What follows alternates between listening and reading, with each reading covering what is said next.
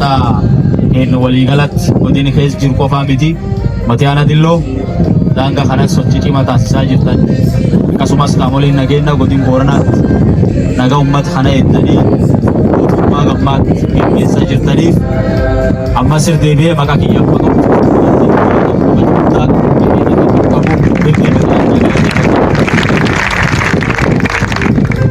kanar sagantaan irratti argamnu kun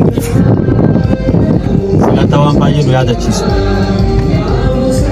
keessattuu qaamoleen nageenyaa ergam isaanitti kennamee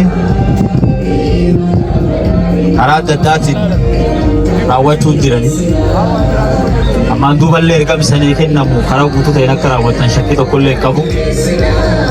Qaamolee ergamii kennamee fi ergam kennameef sun irratti ammoo kallattii gargaraatiin gootummaa injifannoo guddaa diinii qabaatee duratti galmeessatu hin ta'in rakkoo adda addaatiin lubbuun nama wareegamuun oolu. Diin irrattis tarkaanfii fudhachuun kennin oolu. Diinii godin Booranaa cabsi jedhee yeroo adda addaa as naannoo Aana Dillootiin naannoo Aana Taltalleetiin diini jiddu galeessa Gujii lixaa jiru walitti hidhachuuf yeroo adda addaa birigeediidhaan socho'aa ture. Sababa goototii daangaa irratti ofiifis wareegamanii qaamolee ergam badii qabataniitiin uummata keenya rakkisuuf deeman irratti injifannoo olaanaa galmeessaniif godini Booranaa taakkuu tokko cabsuun hin danda'amu. Gootummaa cimaan kan beeknee hojjetaan mootummaa tajaajila uummataa kennu bira darbee hin ta'u maaliif uummataa maaliif kullee gootummaa tajaajila irratti kennaa jiru. Isaanis gootummaa nageenya irratti taasisaa jiru. Waan isaan nagaa kennee galiif uummata keenya tajaajila kennaa jiru. Jettanii akkasitti miidhaa keessatti baaftanii yaadi gootummaa maddisiiftanii hooggansi sadarkaa sadarkaan jiru sirriitti walii galee hojjetaanis mari'atee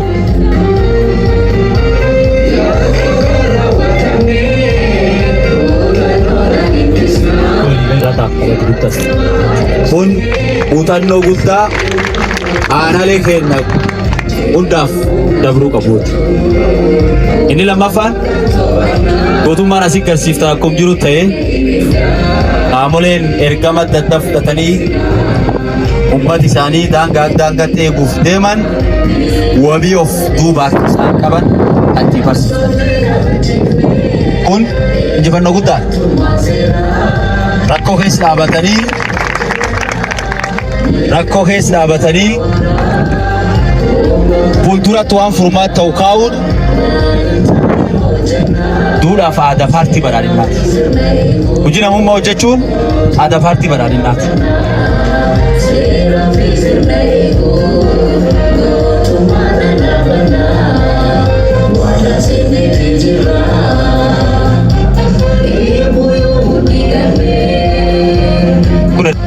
Maatiin wareegamtoota maatii keenya akka ta'an kunuunsa taasisuufii qabna akkamitti taasisuufii qabna ergamootiif taananii qaamolee kanaa tochuu qabnus akkamitti tochuu qabna jedhameetiin ergam dachaa kenname jechuudha.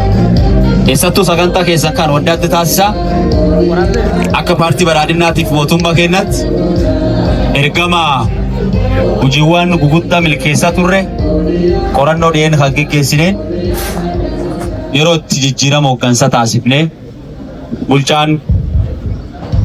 bulchiinsa aanaa keessanii duraanii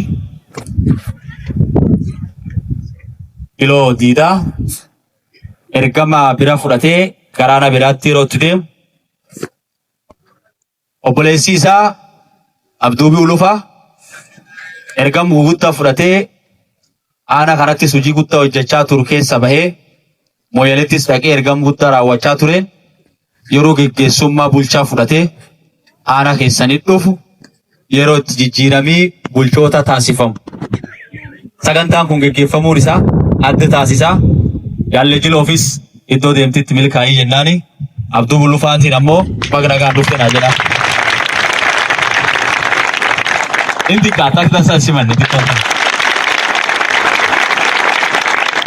Oo sanirraa qayyaraan feene? Feene. Feene. Yaa feetani? Meetira amileen hin jirtu akkasii.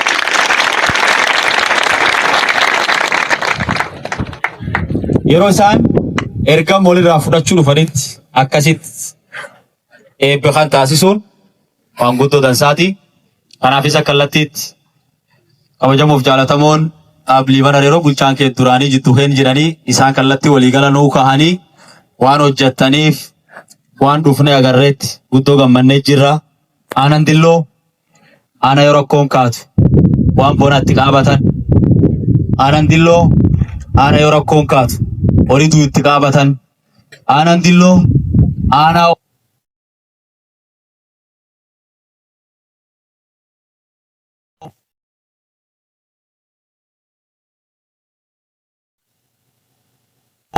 Aana roobbii argateetti fayyadamee misoomuu danda'u. Aana daangaa isaa keenyaa walitti malee dinagdee isaa milkeessuu danda'u akka inni ta'u hawwii qabaa jiru. Shakkii tokko malee. Akka milkeessitaniif akka milkeessu godinaatti halkanii guyyaa isa waliin jira. Gaarooleen daangaa hunda beeksitanii tokkummaa uummata keessitanii keessattuu uummata of wallaalee daangaa kanatti ceessu. Ergaan badii qaamii adda addaa fudhatee as keessa kan malee ittiin deemuu jiru. Lolii ta'an sarru dabalanii gara naa dhufanii daangaa kan jabeessanii yoo eeguu baatan akka dhufan dura beekan durii kan barsiisan.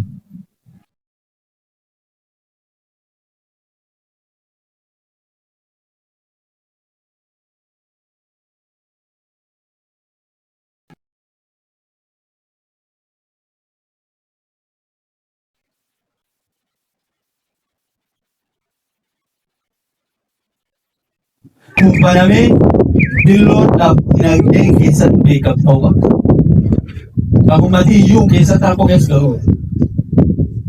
Lafummatii sababa duutiin rakkoo jedhee hojjetaa mootummaa irraa baqatu ta'e lafa hojjetaa mootummaa godina kan keessa tokkollee osoo hin hojjetin lafa hojjetaa mootummaa mindaa isaa irraa kutee gootota hawwattuu hojjetu waan ta'eef.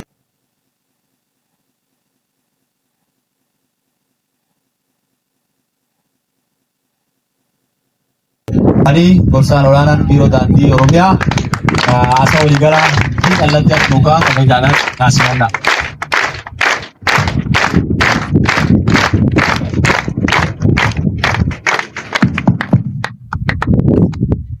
Warra Dilloo wayyaa dhageenyi badhaadha. Hoggansi keenya aanaa Dilloo aanaa adda addaa irraa dhuftanii qaamoleen nageenya keenya hoggansi nageenya yoo wayyaa.